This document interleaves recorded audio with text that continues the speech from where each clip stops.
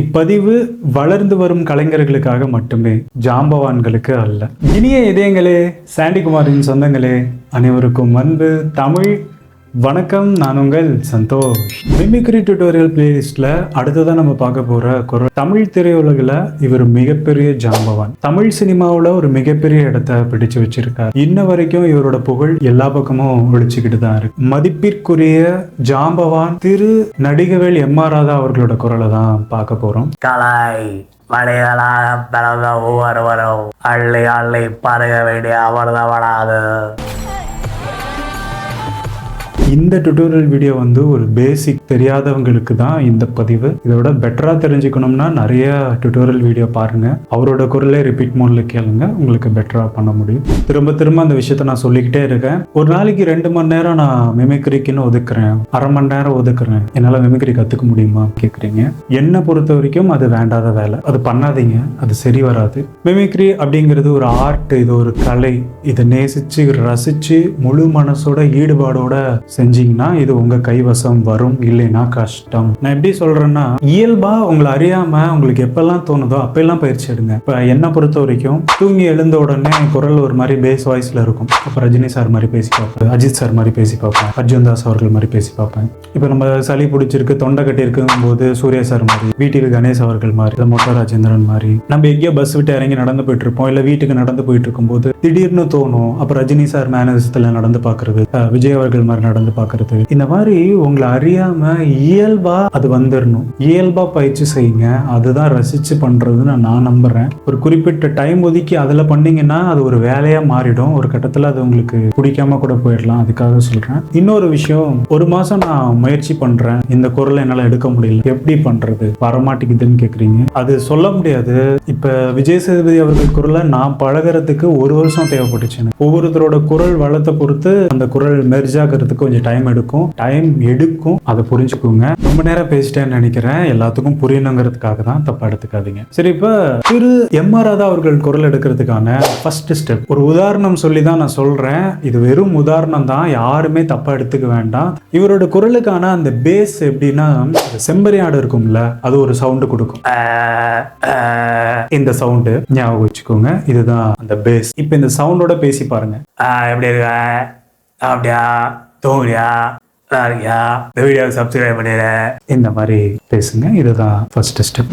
ரெண்டாவது ஸ்டெப் எப்படின்னா, இந்த ஒரு வேவ் மாதிரி ஒரு சவுண்டு கொடுப்பாரு, ரிதம் மாதிரி இருக்கும். இந்த சவுண்டோட பேசி பாருங்க. அப்படி இருக்கீங்க, அப்படிங்களா, தூங்கினீங்களா, இங்க இருந்து அந்த சவுண்டு வரணும். இதான் ரெண்டாவது ஸ்டெப், ஒரு வேவ் மாதிரி இந்த சவுண்டுல அது போகணும்.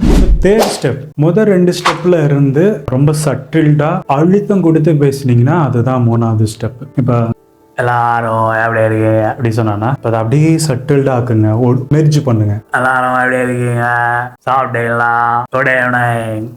அதே மாதிரி இந்த பல்லு வந்து இந்த உதட்டுல அப்படி good evening ladies and gentlemen, தேவான்களை தேவாட்டிகளை. 3வது ஸ்டெப் இப்படிதான். இப்போ 4th ஸ்டெப் எப்படி இருக்கும்னா, எம்.ஆர். ராதா அவர்கள் குரல் வந்து அவர் டைலாக் டெலிவரி வந்து ஏத்த இறக்கத்தோட தான் பேசுவார், செம்மையா பேசியிருப்பாரு. இப்போ உதாரணத்துக்கு, என்ன பாக்குறீங்க, சும்மா பார்த்துட்டே இருக்கீங்க, என் வாடை சப்ஸ்கிரைப் பண்ணிடா, வாடை நான் என்ன பண்றது, வீடியோஸ் போட்டுட்டு தானே இருக்கேன், உங்களுக்கு புரிய படியா போட்டுட்டு தானேப்பா இருக்கேன், அப்புறம் ஏன்ப்பா சப்ஸ்கிரைப் பண்ண மாட்டேங்கிறீங்க, சப்ஸ்கிரைப் பண்ணுங்க. ஒரு மாதிரி ஏத்தம் இறக்கத்தோட போகும். இதை புரிஞ்சுக்கோங்க. இதுதான் 4th ஸ்டெப். தெளிவாக சொல்லிட்டேன்னு தான் நினைக்கிறேன். உங்களுக்கு புரியலைன்னா இந்த வீடியோவை 0.525 ஸ்பீடு ரேஷியோவில் வச்சு ப்ளே பண்ணி பாருங்க, நிச்சயமா புரியும். இதை சரியான முறையில் கரெக்டாக புரிஞ்சுக்கிட்டு ஃபாலோ பண்ணி முயற்சி பண்ணிட்டே இருந்தீங்கன்னா இதோட ஃபைனல் அவுட்புட் எப்படி இருக்கும்னா பாருங்க. மலைகளாக பிறந்த ஒவ்வொருவரும் அள்ளி அள்ளி பருக வேண்டிய அவர்தவனாது. இட போக 24 hours டபுள் விடாத, என்ன வேண்டாம் சொல்லு, வாங்கவா.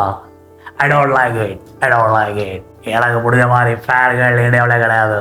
அது சரி, எப்போ பார்த்தாலும் எதுக்கு மரியாதை இல்லாம போகன் தூக்கிட்டு இருக்கா, போகன் சாப்பிட்டுட்டு இருக்கான்னு சொல்றேன். வேற எப்படி சொல்றதா, துறை தூக்குறாரு, துறை சாப்பிட்றாரு சொல்லு. கொஞ்சம் கூட வேலை சில யாரும் இல்லை. அவன் எந்த குடிசையில் வாழ்ந்தான் எனக்காடா, காசு வாங்கிட்டு தான் நான் கேட்டேன். சாயந்தரம் வாடா சொல்லி என்னிட்டு தாண்டா போனீங்க, ஏதோ சும்மா வேலை இந்த மாதிரி சொல்லி காட்டுறேன். போடா நம்ம ஊரில் என்னை பார்த்தா நான் ஒரு பணக்காரன் கூட இருக்க மாட்டான். இவனுங்க என்னடா சதம் நம்மளே திட்டுறானுங்க. வெளிநாட்டில் போய் பார்த்தா அவனுங்க நாடு முன்னேறதுக்கு பணக்கார நாடு ஆகிறதுக்கு எவ்வளோ கஷ்டப்படுறானுங்க. இவனுங்க நம்மளை பிச்சைக்காரனாக்க விட மாட்டானுங்க போல. ஏவாடாய் எனக்கு ஒன்றுமே புரியல. அங்கே தீபம் ஏன் நான் எல்லாரும் கூப்பிடுறீங்க, ஆனால் உங்கள் குடிசையில் தீபட்டுருச்சுட்டா தண்ணி ஊற்றி அடைக்கிறீங்க. ஏதாடா இது? ஆமாம், சாமி உங்க எல்லாரையும் டாப்பில் வச்சிருக்காரு, என்னை அண்டர் கொண்டு வச்சிருக்காரு. போகலாடாய். என்னைய பாரு, எனக்கு வாழ்ந்தா நோட்டு மெத்தையெல்லாம் போடணும், இல்லைன்னா கஞ்சிக்கு வழி இல்லாமல் பிளாட்ஃபார்த்தில் நிற்கணும். 2 கட்டெல்லாம் நிற்கிறதுக்கு நான் விரும்பலை. கட்சி என்னத்துக்கு இத்தனை கட்சி? நம்ம நாட்டில் இருக்கணுமே கோடிக்கணக்கான கட்சி இருக்கு. பணக்கார கட்சி, ஏழை கட்சி, சாமியார் கட்சின்னு இருந்தால் என்ன பிரயோஜனம்? மக்களுக்கு ஒரு நல்லது நடக்க மாட்டேங்குது. அப்புறம் எதுக்கடா பாடு இத்தனை கட்சி?